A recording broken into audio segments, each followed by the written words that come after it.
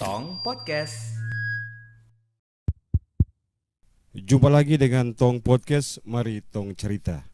Di kesempatan podcast kali ini bersama saya dan Rem 182 Jasira Onim, Kolonel Infanteri Irwan Budiana SIP MM Emhan. Assalamualaikum Pak Danrem. Waalaikumsalam Mas Niko. Dan di kesempatan kali ini kita akan cerita-cerita tentang peran TNI Angkatan Darat khususnya Korem 182 Jasira Onim terkait pembangunan di beberapa kabupaten di bawah wilayah teritorial dari Korem 182 termasuk Kabupaten Fakfak. Dan saya langsung ke Pak Danrem, bagaimana progres pelaksanaan 10 program unggulan TNI Angkatan Darat di wilayah Korem 182. Silakan Pak Danrem. Terima kasih Mas Niko, dan juga saya menyapa seluruh masyarakat yang ada di Kabupaten Fakfak, Kabupaten Teluk Bintuni, Kabupaten Kaimana, Kabupaten Pekaf, dan juga di Manowari Selatan. Kiranya saya ingin menyampaikan kepada masyarakat semua bahwa program unggulan TNI Angkatan Darat yang menjabarkan dari program-program Bapak Presiden, salah satu yang pertama adalah Jembatan Garuda. Nah, Jembatan Garuda ini di periode ini kita telah menyelesaikan 49 jembatan, yaitu di Fakfak ada 2, di Kaimana ada 3, di Teluk Bintuni ada 2, di Teluk Wondama ada 10, di Mansel ada 18, dan di Pekaf ada 14. Dan sama-sama kemarin telah diresmikan secara serentak oleh Bapak Presiden, yaitu 3.359 jembatan. Di situ diantaranya yang ada di wilayah kita. Dan target sampai dengan akhir tahun 2026 ini, kita harus membangun lagi 42 jembatan di seluruh wilayah Korem. Nah, untuk itu saya menghimbau kepada masyarakat, kepala kampung, yang kiranya ada tempat-tempat, titik-titik yang perlu kami hadir untuk membangun, agar dilaporkan ke Babinsa setempat, ke Pak Dandim, nanti akan kita kolaborasikan.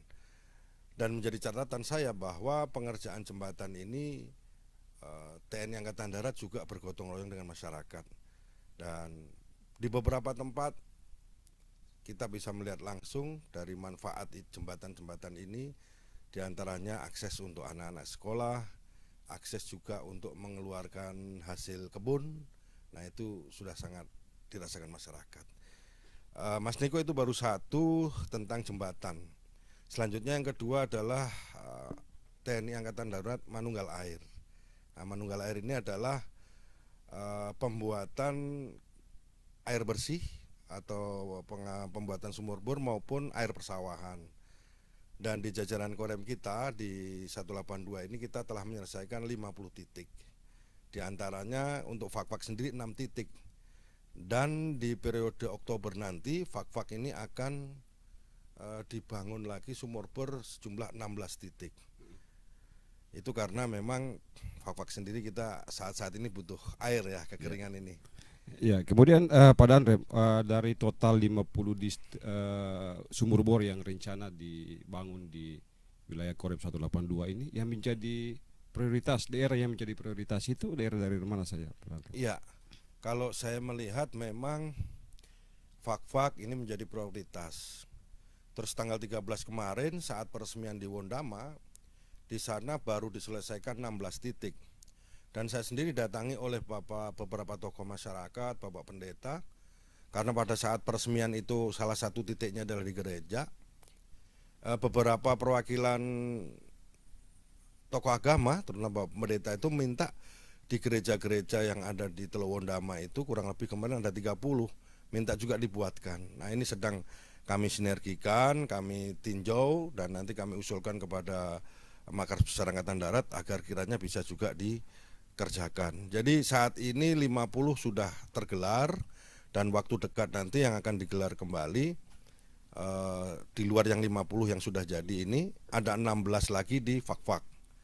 Nah, rencana juga ada 18 di Mansel, Terus Wondama tadi memang permintaan cukup tinggi, tapi kita sedang merencanakan antara 20 sampai 30, begitu juga di Kaimana dengan Teluk Bintuni. Sementara kalau PEGAF sumur air bersih ini kita tidak melakukan pengeboran sumur bor karena kita ketahui di posisi ketinggian kita lebih menggunakan pipanisasi.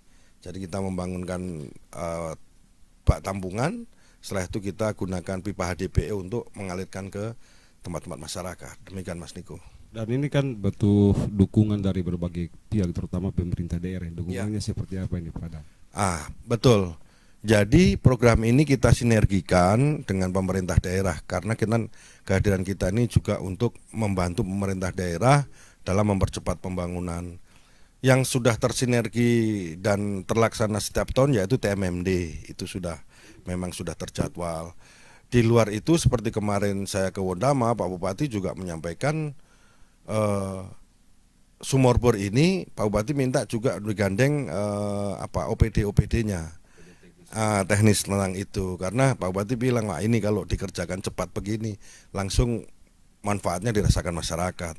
Nah tentunya saya sangat bersyukur beberapa kepala daerah di jajaran kita ini semuanya proaktif untuk mendukung program-program kita, dan tentunya memang ini program untuk kesejahteraan masyarakat.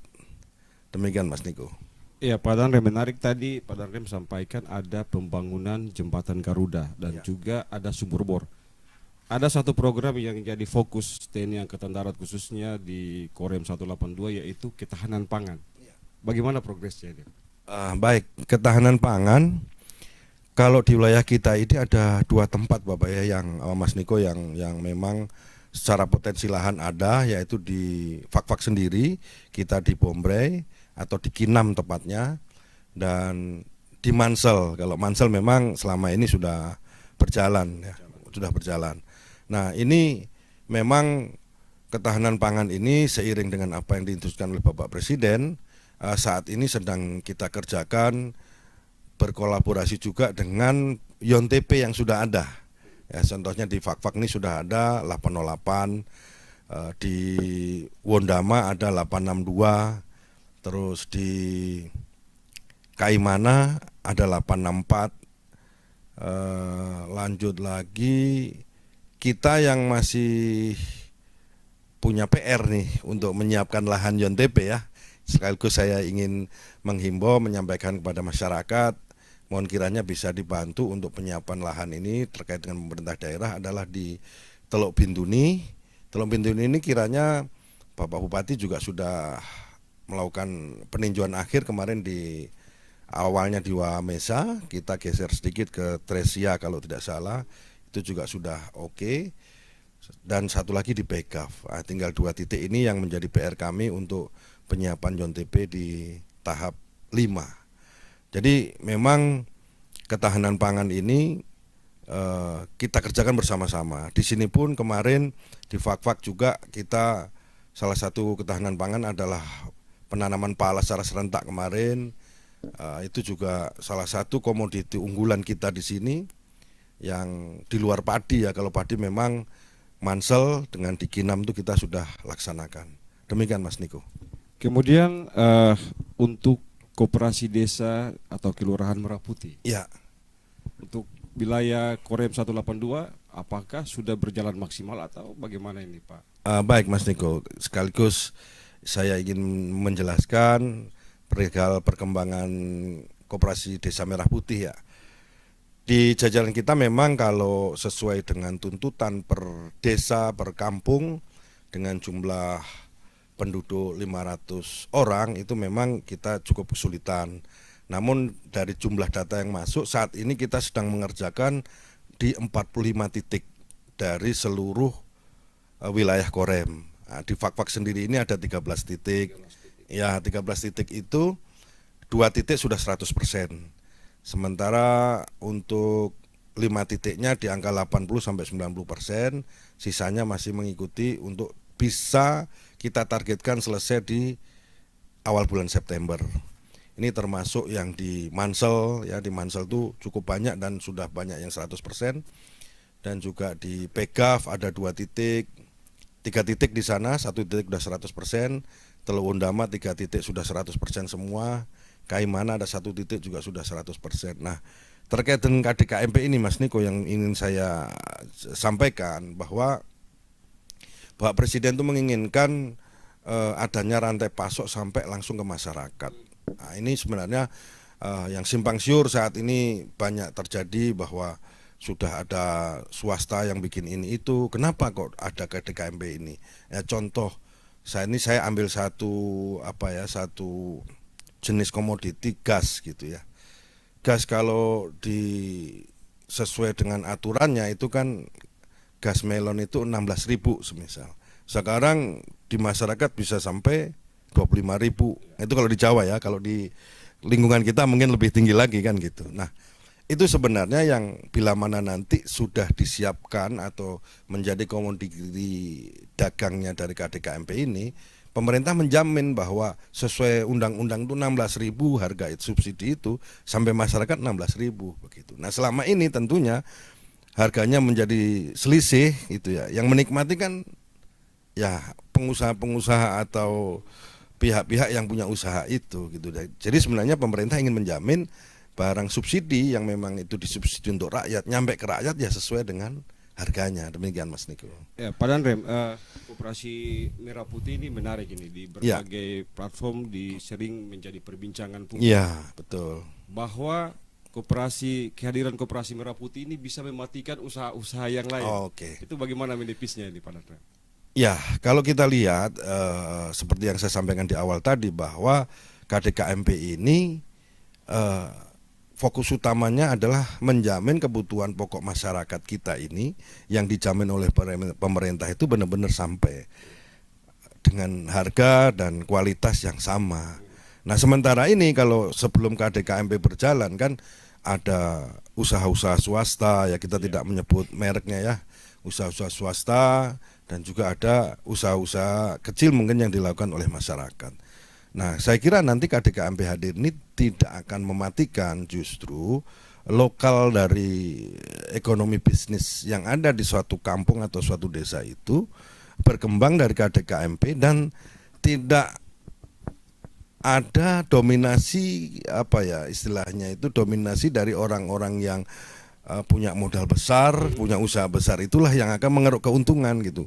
Kalaupun toh nanti itu berfokus di KDKMP, keuntungan kan kembali kepada masyarakat. Kalau memang barang-barang non subsidi. Tapi yang utama yang subsidi, pemerintah menjamin agar masyarakat mudah untuk mendapatkannya. Demikian Mas Niko. Kita kembali ke ketahanan pangan.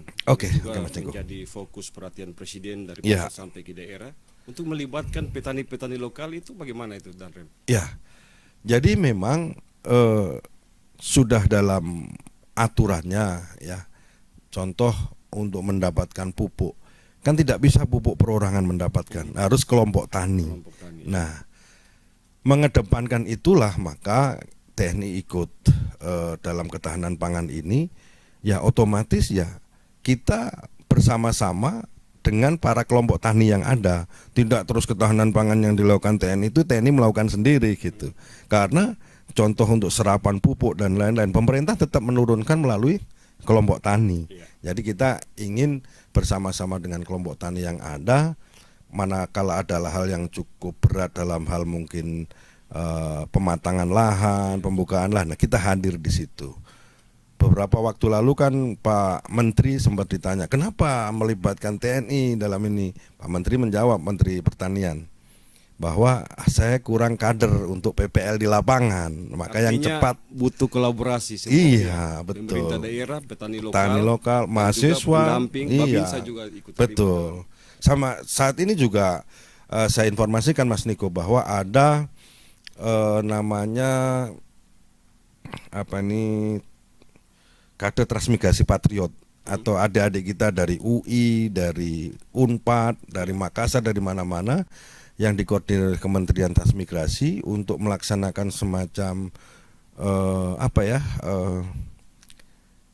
kalau anak-anak mau lulus kuliah ini kan dia melaksanakan KKN ya. Tapi ini yang datang adalah sudah mahasiswanya. Yang program Transmigrasi Patriot ini ada di wilayah kita, di Fak-Fak, ada di Bombre, di Weri, terus ada di Teluk Wondama, ada di Mansel. Nah itu mereka sudah mahasiswa. Kehadirannya adalah untuk bisa memberikan sumbangsih pemikiran maupun hal-hal apa yang bisa dilakukan untuk memajukan ataupun untuk mensejahterakan masyarakat. Nah, jadi memang seperti Mas Niko sampaikan, tidak TNI sendiri, bahkan seluruh kementerian sudah berupaya berperan sesuai bidangnya masing-masing untuk bisa sama-sama membangun daerah. Sampai-sampai semua program dikolaborasikan. Demikian. Pak Danrem, kalau keterlibatan dari masyarakat adat seperti apa? Ini kan menjadi persoalan nanti ini. Ya, betul. Ya, itu seperti apa? Masyarakat adat tentunya ya seperti contoh saya mengambil sampel ya bagaimana mensinergikan program pengadaan lahan Koperasi Desa Merah Putih, pengadaan lahan Batalion YTB. Nah, saya sangat bersyukur dengan keterlibatan masyarakat adat di wilayah kita, jajaran Korem ini seperti di Fakfak, di Yopanggar, Teluk Wondama, itu bahkan ada yang menyerahkan lahan tanpa kompensasi. Dan itu hitam di atas putih, artinya masyarakat kita, adat kita benar-benar sadar akan bahwa bisa melihat kehadiran program ini nanti ke depannya akan memberikan manfaat kemaslahatan kesejahteraan bagi masyarakat. Walaupun di beberapa tempat juga masih ada yang perlu kita sosialisasikan, bahkan ada yang masih kita menggantikan pergantian hak ulayat kepada adat. Itu tidak masalah. Karena memang sejatinya antara kami pemerintah daerah bersepakat melaksanakan perintah dari pemerintah pusat. Kalau misalkan lahan-lahan yang minta pergantian pembayaran, ya kita lakukan. Dan hal ini terima kasih sekali kami ucapkan kepada pemerintah daerah yang ada di jajaran Korem 182 proaktif untuk melakukan pergantian, walaupun pergantian berjangka, biasanya 5 tahun begitu. Kemudian selain Pak Danrem, selain Jembatan Garuda, Koperasi Desa Merah Putih, dan juga Sumur Bor, ada program kesehatan yang juga mendapat dukungan dari Korem 182 khususnya di Kabupaten Fafak. Sinergitas dengan pemerintah daerah untuk penurunan stunting ini. Iya, itu bagaimana itu? Baik, terima kasih Mas Niko. Jadi sama-sama terkait dengan kolaborasi kita dengan pemerintah daerah ya, baik di Fakfak dan jajaran kami yang lain.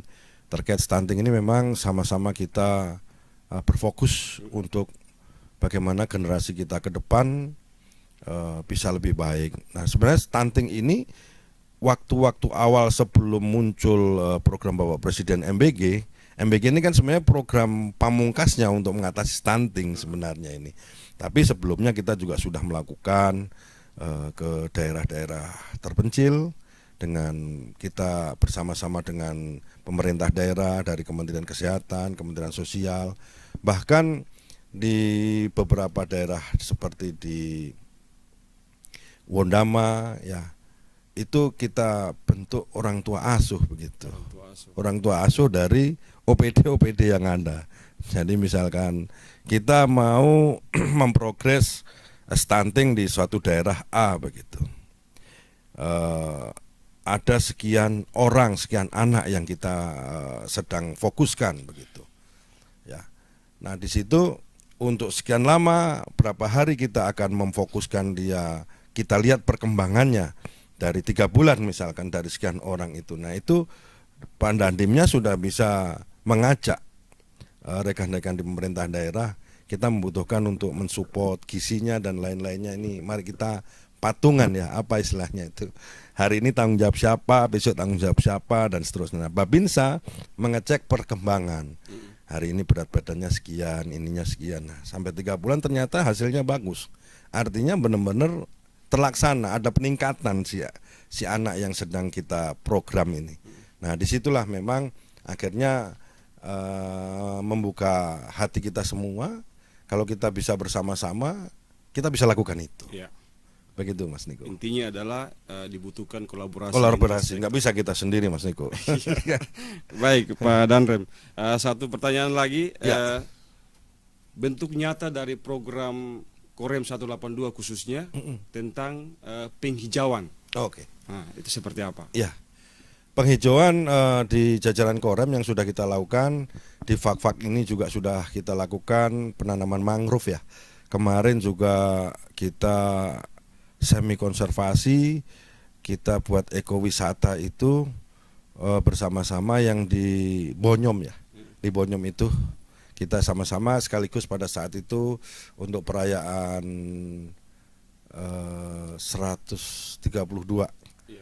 peringatan 132 itu. Yang sebelumnya juga pernah kita laksanakan di Kampung Mangrove di Bintuni. Itu sudah kita laksanakan. Dan memang dengan kondisi alam kita ini, kita tidak boleh terlena untuk bahwa menyatakan wah kita kan masih banyak hutan, masih hijau, tidak bisa. Kita ini adalah diwarisi oleh nenek-nenek kita terdahulu. Nah, kita sekarang harus berbuat sesuatu, minimal menjaga, dan selebihnya kita bisa menanam kembali untuk anak cucu kita nanti. Demikian Mas Niko. Baik, terakhir Pak Danrem. Ya. Harapan kepada seluruh masyarakat di wilayah Korem 182 Ya. dan juga pemerintah daerah khususnya untuk kolaborasi menyukseskan program-program pembangunan di daerah masing-masing. Baik. Silakan. Terima kasih Mas Niko. Yang pertama saya ingin mengucapkan terima kasih yang sebesar-besarnya kepada seluruh aparat pemerintah daerah, terutama kepada Bapak Bupati, baik di Fak-Fak, Teluk Bintuni, Kaimana, Mansel, Teluk Wondama, dan Pekaf. Kami sangat berterima kasih atas kolaborasi dan kerjasama yang sudah dilakukan selama ini, terutama juga kepada seluruh masyarakat, kepala kampung, yang mana di lapangan saya melihat sendiri masyarakat ini bahu-membahu dengan kita untuk menyelesaikan program-program dan tentunya kembalinya kepada manfaat yang akan dirasakan oleh masyarakat itu sendiri. Ke depan juga kami masih sangat mengharap penyelesaian program KDKMP, penyelesaian program jembatan dan lain-lain ini, kami masih membutuhkan data dan masukan dari berbagai elemen masyarakat untuk bisa kami mendapatkan sasaran yang tepat sesuai apa yang diinginkan oleh masyarakat. Dan yang terakhir pesan kami adalah untuk jembatan, sumur dan lain-lain rehab-rehab yang sudah kita lakukan, kami menitipkan agar dirawat sehingga pemakaiannya bisa lebih panjang, manfaatnya bisa kita rasakan dengan lebih lama lagi. Demikian Mas Niko. Baik, terima kasih Danrem 182 Jasira Onim, Kolonel Infantri Irwan Budiana SIP MM Han. Saya akhiri podcast kali ini dan sampai jumpa. Tong Podcast.